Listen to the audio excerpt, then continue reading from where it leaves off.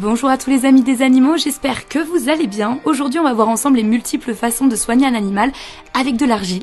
Ce produit est issu d'une roche et est riche en sels minéraux et oligo-éléments. C'est probablement le produit naturel le plus utilisé et pour cause il a de nombreuses vertus et son utilisation se fait principalement en deux sortes. La première se fait par voie interne pour tout ce qui touche à l'arthrose, au système immunitaire, encore aux pathologies liées au système digestif comme les gastrites par exemple. L'argile est également un excellent détoxifiant, idéal pour absorber des résidus chimiques ou de radiation. Je le conseille souvent comme probiotique pour accompagner un changement de croquette, pour soutenir la flore intestinale, etc. Et pour finir, c'est un excellent pansement naturel qui remplace aisément le riz ou encore le smecta. Pour fabriquer cette eau argileuse qui aura donc toutes les propriétés que je viens de vous énoncer, vous aurez besoin d'argile verte en poudre que vous trouverez dans n'importe quel magasin bio, que vous allez remuer avec 20 centilitres d'eau claire, pure et froide. Le tout doit se faire dans des récipients, toute matière sauf inox ou métal, y compris la spatule que vous utiliserez pour mélanger. Je vous expliquerai après pourquoi. Ensuite, vous devrez laisser reposer la préparation une demi-journée afin de permettre à l'argile de libérer tous ses minéraux. Vous allez voir que l'eau va s'éclaircir petit à petit, c'est parfaitement normal. Votre eau argileuse sera prête une fois que l'eau sera devenue quasiment cristalline avec un dépôt d'argile verte au fond, c'est tout à fait normal.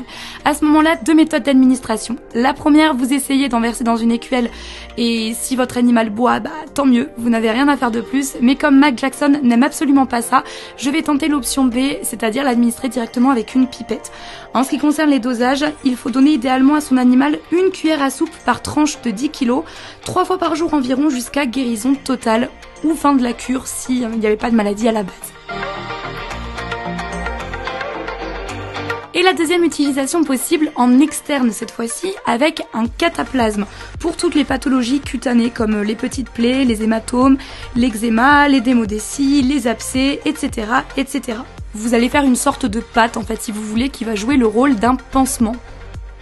Réaliser un cataplasme d'argile verte, c'est très simple et très rapide. Toujours dans un récipient qui ne soit ni en inox ni en métal, vous allez verser avec une spatule en bois ou en plastique une quantité désirée d'argile verte en fonction du poids de votre animal ou de la taille de la plaie. Et on remercie Harley qui vient comme d'habitude toujours faire son intéressante dans mes vidéos, auquel vous allez ajouter de l'eau froide ou de l'eau tiède.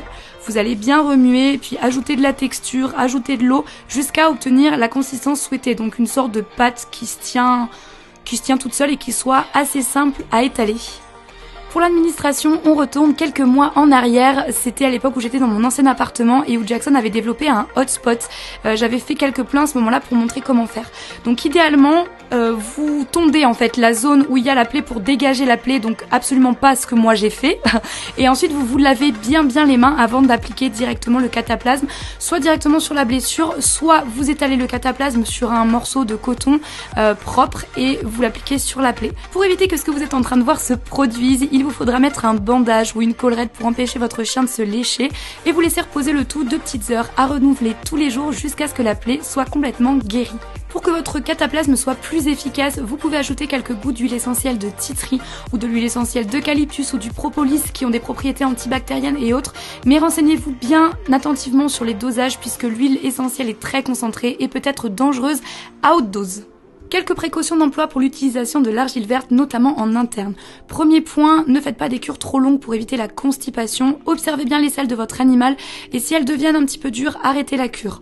Deuxième point, la prise d'eau argileuse doit plutôt se faire le matin, à jeun et surtout très éloignée d'une prise de médicament. 2 heures grand minimum puisque l'argile verte absorbera les particules chimiques du médicament, ce qui pourrait le rendre inefficace.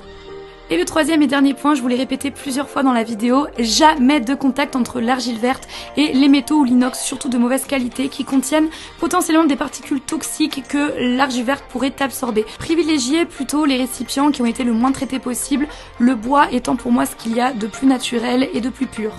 J'espère que cette vidéo vous encouragera à utiliser davantage l'argile verte en alternative aux produits chimiques qu'on utilise un peu trop et qu'on a un petit peu trop dans nos placards. En attendant, je vous fais à toutes et à tous de gros bisous et d'ici vendredi prochain, prenez soin de vous et prenez soin de vos animaux.